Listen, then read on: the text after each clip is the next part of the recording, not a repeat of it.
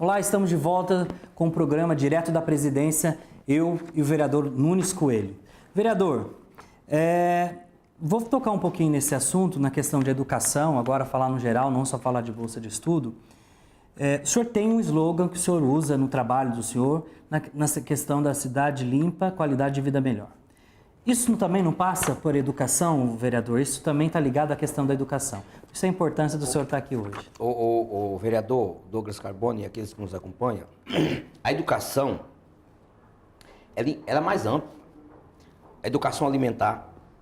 Quantas são as pessoas que não têm uma saúde hoje bem por causa de uma alimentação mal alimentada?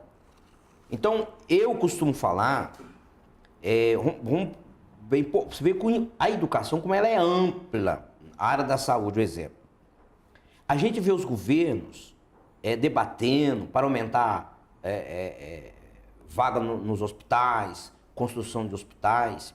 Quer dizer, o governo, ele quer investir na doença. Está errado. Nós temos que investir na saúde. E para nós investirmos na saúde, tem que ter a educação alimentar, né? A educação da limpeza, como o meu slogan, é cidade limpa, qualidade de vida. Alguns países avançados, né? Vamos dar o exemplo do Japão na educação, né? Quando se trata de limpeza, quantos são os pais que andam com o seu filho no carro e ele fuma maço de cigarro? Quando ele termina de fumar o maço de cigarro, ele pega o maço de cigarro, a massa e joga fora da janela do carro. Quer dizer, aquela criança que está atrás, no banco, está vendo o quê? Um exemplo de mal educação na limpeza. Quantos pais que têm a faixa de pedestre e quando ele chega lá, ao invés dele parar e o pedestre passar, não, ele avança a faixa de pedestre. A criança que está ali, ela está sendo formada. Então, a educação, ela é muito ampla, né? Essa criança que está vendo os seus pais agindo desta forma, ela está sendo formada, ela está sendo educada de uma maneira que não contribui com o bem-estar da sociedade. Então, ao meu ver, eu acho que os nossos governantes, tenho certeza disso, tinha que investir também nesta área de educação alimentar, planejamento familiar, né? Familiar. Quantas são as crianças, quando eu digo criança, porque uma jovem de 12 anos de idade, 13 anos de idade, que tem uma gravidade aí precoce, ou melhor dizendo, uma gravidez precoce, e acaba colocando uma criança aí no mundo, sem saber cuidar dessa criança, está faltando também uma educação, né, no planejamento familiar. Quantas são as pessoas, casais que têm aí 8, 10, 15 filhos? É proibido ter filho? Não é proibido ter filho. O senhor é contra ter filho? Não sou contra ter filho. Mas tem que ter uma educação também no planejamento familiar, né? Outros países avançados, no caso do Japão mesmo, quantos filhos tem um japonês? O governo, ele acaba tendo uma disciplina na questão do controle de natalidade, uma vez que realmente precisa entender que essa criança, ela tem um custo, né? E ela precisa ter uma educação. E para ter uma educação garantida com qualidade, realmente atendida pelo governo, atendida inclusive pela própria família, se você tem 10 filhos é muito difícil, né, vereador? É muito difícil. Quer dizer, como é que o governo vai sustentar uma família dessa? Quer dizer, o governo não, a sociedade, nós, porque como é que o governo mantém essas pessoas através desses benefícios aí? Ao invés de investir em outros tipos de investimento que possam dar oportunidade das pessoas trabalhar, um planejamento familiar para que as pessoas tenham os seus filhos na hora certa, no momento certo. A educação ela é bem ampla. Nós já estamos, você vê aonde nós já estamos chegando, aonde nós estamos atingindo uma área que tem que ser visto, né? Sobre as drogas, né? Hoje eu estive no evento ali no SEDES de um projeto que tem aqui na cidade chamado PROEDES, se não me engano? PROEDES, que é de grande importância sobre a formação da criança nas escolas, sobre evitar as drogas, né? Diga não às drogas, quer dizer, uma educação. Eu achei um programa daquele muito importante, estava lotado de crianças, de pais ali participando, quer dizer, essa criança que está sendo formada na escola, com esse princípio, com essa educação, de que a droga faz mal, que a droga não é bom, que a droga destrói, quer dizer, ela tá sendo formada, naquele momento que ela está sendo formada, vai ser uma sociedade diferente, e às vezes a gente não vê esse empenho do governo, né? Eu falei lá, não tinha ninguém, a mídia não estava lá mostrando esse trabalho importante que a Polícia Militar faz aqui em Taubaté, sobre essa educação com as crianças, a formação da criança dentro das escolas, para que elas possam saber o que é as drogas, o mal que a droga faz. Quer dizer, ela está crescendo de uma maneira educada, sabendo que ela não pode ir por este caminho. Por este caminho é um caminho sem volta, podemos dizer assim, porque é difícil. Isso é educação também nas escolas, né? A educação, eu me lembro quando eu estudei nos primeiro, terceiro ano, há 45 anos atrás, né? A gente aprendia lá sobre educação cívica, né? Sobre o poder legislativo, poder executivo, poder judiciário.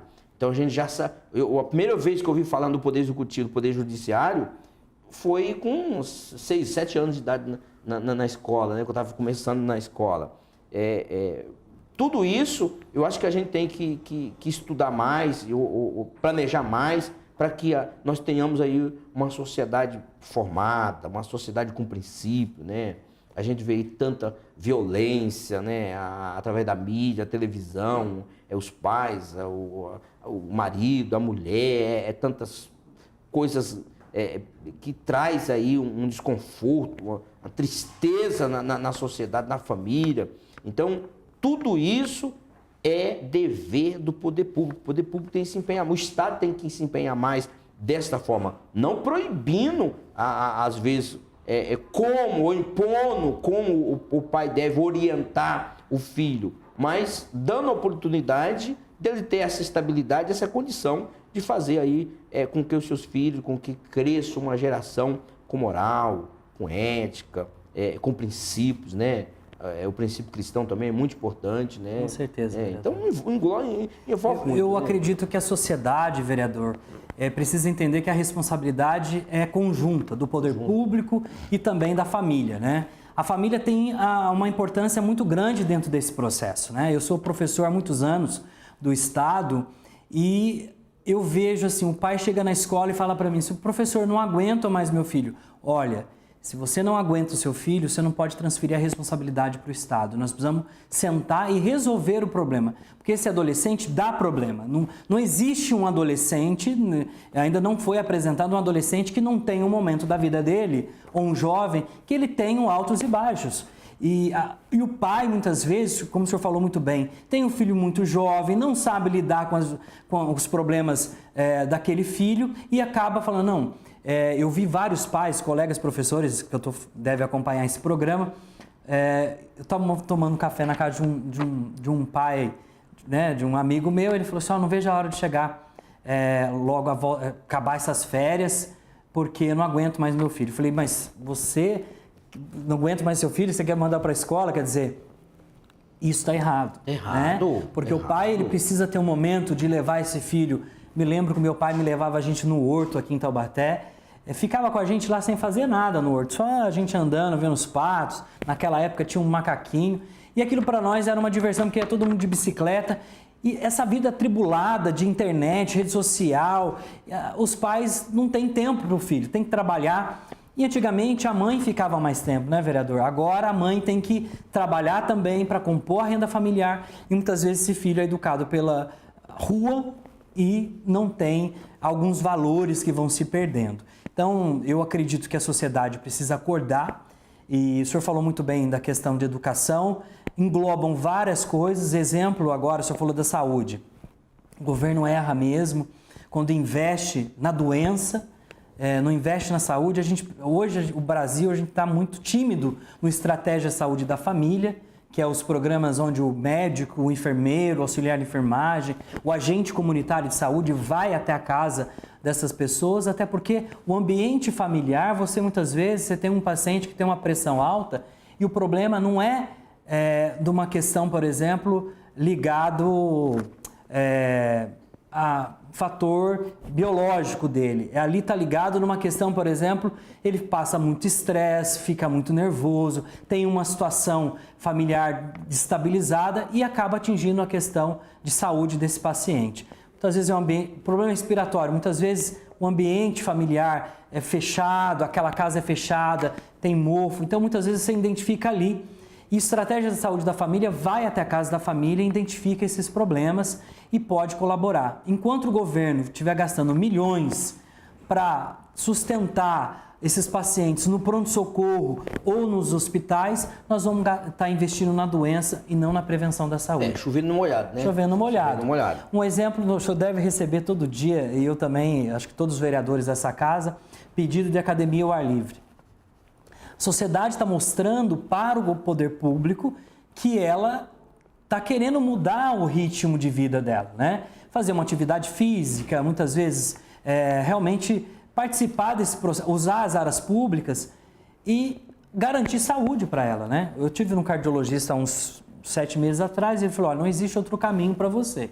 Se você não fizer atividade física, seu colesterol continua alto, eu vou te dar medicamentos e você vai tomar o resto da vida medicamentos. Se você não fizer atividade física, não tem jeito. E é uma questão de educação com a gente, com o corpo, valorizar, mas eu tenho certeza que a sociedade precisa participar, não fazer das escolas depósito de aluno. Tem pais que, a gente faz reuniões, voltando à questão de escola, você faz a reunião, vai o pai do aluno que faz atividade, que comparece, que não tem falta. Os pais dos alunos que muitas vezes têm falta de disciplina, uma questão que a gente precisa acompanhar mais, muitas vezes esse pai não está presente porque ele tem que trabalhar o dia todo. Mas o pai tem que trazer, voltar para a escola. E o programa Escola da Família faz isso, né? Ele leva a família para dentro da escola e as pessoas têm uma oportunidade de saber como que está agindo o seu filho lá. Exatamente. A educação, ela não é dentro da escola. A escola é um complemento. A educação começa dentro de casa. Então, a participação dos pais, por exemplo, esse pai, ou melhor, o pai também, né? Porque a menina teve uma criança com 12 anos de idade, ela não está preparada para educar essa criança. E essa criança vai ficar com quem? Vai ficar com os pais. Né? Quantas são às vezes, reclamações que tem chegado para mim, de avós criando os filhos, os netos. Por quê? Porque aquele casal que colocou aquele filho no mundo não estava preparado para ter um filho. Isso faltou planejamento, isso faltou educação, porque foi a formação do pai. O senhor falou que o pai não vê a hora que voltasse a terminasse as férias das escolas para a criança voltar para a escola. Esse pai não estava preparado para ter filho. Não estava preparado para ter filho. Por quê? Porque quando ele colocou o filho no mundo, podemos dizer assim, ele tem que ter preparado que o quê? Que ele tem a obrigação da mãe, o filho tem que ter o carinho do pai, o filho tem que ter o carinho da mãe. Se ele não tem o carinho da mãe, se ele não tem o carinho do pai, se ele não tem o ensinamento, se ele não tem uma disciplina, o professor não vai conseguir disciplinar essa criança. E eu me lembro que quando eu estava na escola, né? Então eu era muito arteiro, né? Muito arteiro na escola. E aí quando a gente cometia um erro lá na escola, nossa, a gente escondia entre os colegas de escola. Não vai contar com meu pai, não. Por quê? Porque se meu pai sabesse que nós tínhamos cometido qualquer arte lá na escola, ele chamava a nossa atenção, dava uma palmada na gente, né? Batia, não sou a favor de agressão, mas meu pai me corrigia, batia, ia lá ainda falar para a professora, né? Para que a professora pudesse ficar à vontade. Hoje não.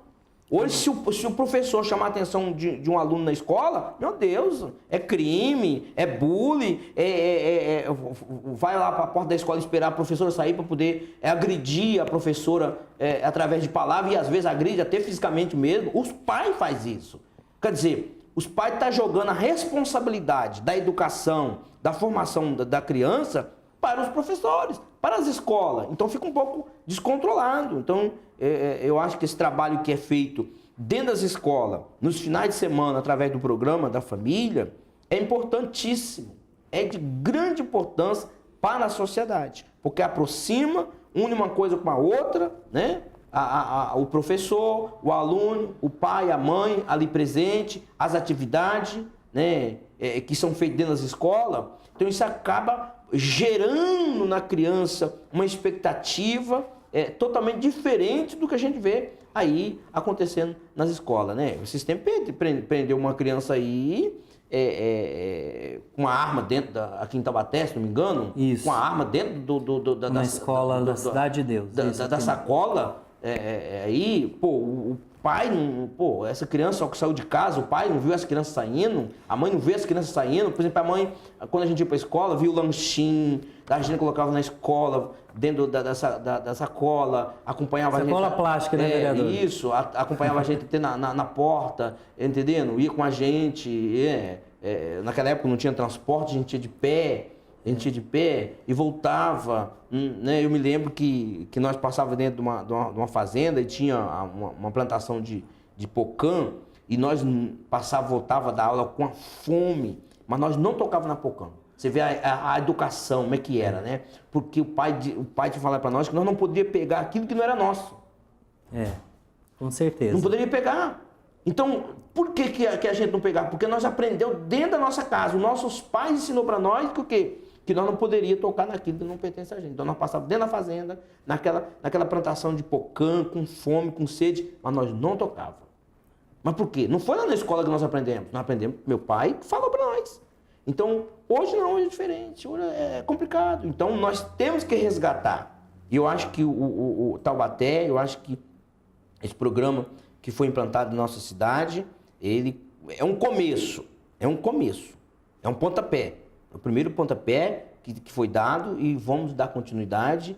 Tenho certeza que os vereadores, tenho certeza que essa Casa de Deus aqui está pronta, preparada para contribuir. Está vindo aí o Plano Nacional de Educação, também que será votado nesta casa. Nós vamos analisar com bastante cuidado, com bastante atenção. Tem alguns itens de grande importância para a sociedade, nós vamos estar discutindo. Então, ao meu ver, a educação ela liberta, podemos dizer assim.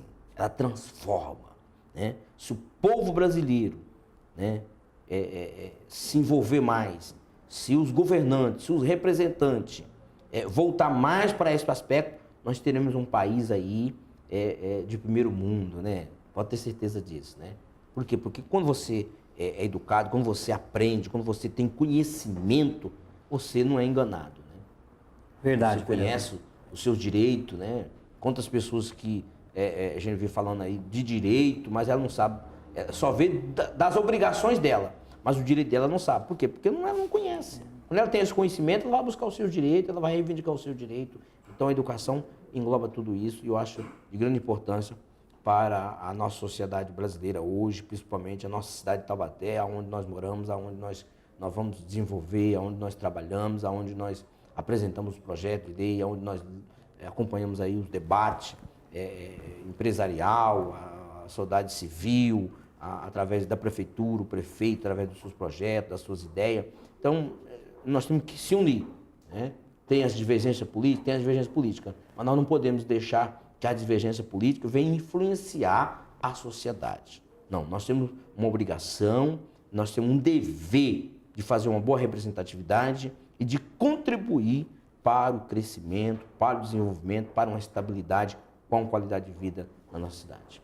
E a Câmara de Taubaté tem feito isso, né, vereador? A Câmara tem feito as suas audiências públicas, os debates, essa questão de bolsa de estudo, acho que os vereadores têm trabalhado bastante, a questão da oportunidade de envolver a sociedade nesses temas importantes da cidade, essas doações diárias, temos questionado, visitado essas empresas que vão dar emprego para os nossos taubatianos. Então a Câmara de Taubaté tem feito seu papel, tem realmente cobrado do Poder Executivo, tanto na esfera estadual quanto federal e também municipal, as necessidades do povo taubatiano, que acho que é isso que nós queremos, uma vida melhor para o taubatiano, uma oportunidade para as pessoas que confiaram nos vereadores, porque a sociedade ela quer uma resposta e a gente está dando essa resposta. E agora a gente precisa da sociedade numa questão de envolvimento familiar, né? Então acredito que esse encontro, esse bate-papo informal aqui direto da presidência, foi uma oportunidade realmente de o senhor e eu passar um pouquinho o conhecimento aí para a população que nos acompanha, uma oportunidade que você tem, né? Eu fico muito triste quando um aluno ganha uma bolsa de estudo e com essa oportunidade larga, né? Mesmo com a bolsa de 100%, ele não vai fazer a faculdade, porque muitas vezes a família até não incentiva, não apoia. Vários alunos que eu acompanhei, fui atrás de alunos que desistiram da faculdade, muitos deles estão ligados à questão familiar, desistiram porque a família não incentivou, não apoiou, e não deu realmente o devido valor naquele aluno, nesse momento tão importante da vida dele, que é uma faculdade que não é fácil. As pessoas sabem que levar um fardo de um trabalho e uma faculdade junto não é fácil, mas a sociedade e a família precisam participar. Vereador, gostaria que o senhor fizesse suas considerações finais para a gente poder encerrar. Eu vou deixar minhas considerações finais deixando um exemplo para aqueles que nos acompanham, o jovem que está aí. Eu estou com 53 anos, fiz 53 anos domingo passado, né? Estou na faculdade. É fácil? Não é fácil. É difícil. Mas sem sacrifício não há conquista. Então, vale a pena você sacrificar, inclusive quando você é jovem, né? Você tem mais oportunidade de estudar, de desenvolver, a sua mente é mais aberta, né? Está formando ainda. Então, segue esse exemplo desse vereador. Estou com 53 anos, estou estudando, estou fazendo direito. Terminei meu ensino fundamental em 2010 e 2011, 2012 eu terminei, ou melhor, 2011 eu comecei em 2012, eu terminei meu ensino médio e aí, observe, tem que projetar. Eu falei assim, se eu prestar o vestibular agora para fazer faculdade em 2012, vai complicar a minha campanha eleitoral. Então, o que eu vou fazer? Então, em 2012, eu não vou prestar vestibular, vou trabalhar, assim que eu for eleito, aí em 2013 eu presto vestibular e aí eu vou entregar na faculdade, para que eu possa me aperfeiçoar, para que eu possa ter mais conhecimento, para que eu possa desenvolver projetos com qualidade para a população, para a sociedade. Então não desista, meu filho. Tem hora que dá vontade de desistir. Por exemplo, essa semana mesmo, você vai fazer prova, não é fácil, não é fácil. Né? Semana de prova é semana de desespero. Você dá vontade de desistir, de jogar tudo pro alto, mas hoje eu já fui ver fui na aula que eu tive de processo civil, passei, né? Então você já volta contente, alegre, né? Incentivo você a dar continuidade. Então não desista, no momento, então você dá vontade de desistir. Mas vai em frente. Sem luta, sem sacrifício, não há conquista. Vai em frente, jovem, porque você será um vencedor. Quero agradecer você que nos acompanhou aqui, direto da presidência. Tenho certeza que esse momento foi um momento importante e foi o que o vereador Pastor Nunes falou. Sem luta não há vitória. Então, eu também sou de uma família muito pobre, meu pai é jardineiro. Me lembro quando eu ganhei a bolsa de estudo, foi um fator transformador da minha vida. Eu coloquei aquilo como um fator transformador. E um exemplo, vereador, que o senhor falou, para fazer a matrícula na minha faculdade, meu pai teve que vender as ferramentas de trabalho dele para concluir o valor para que eu pudesse pagar a matrícula na faculdade. E eu não desisti, persisti, né? Eu sempre estudei no Estado, por isso que quando eu fui lecionar no Estado, eu lecionei muitas vezes colocando dinheiro do meu bolso, porque eu sabia que eu era um fator transformador na vida daqueles jovens. E eu encontro hoje meus alunos, né? Formado, muitos aí vêm aí conversar com a gente até no gabinete, e a gente fica feliz de ter participado desse momento da vida desses jovens, e tenho certeza que a educação é um fator transformador. Por isso que eu tenho certeza que as bolsas de estudo que a gente luta tanto para que elas possam chegar até as pessoas que realmente precisam, para que faça a diferença na vida dessas pessoas. Muito obrigado a você que nos acompanhou pela TV Câmara. Um forte abraço.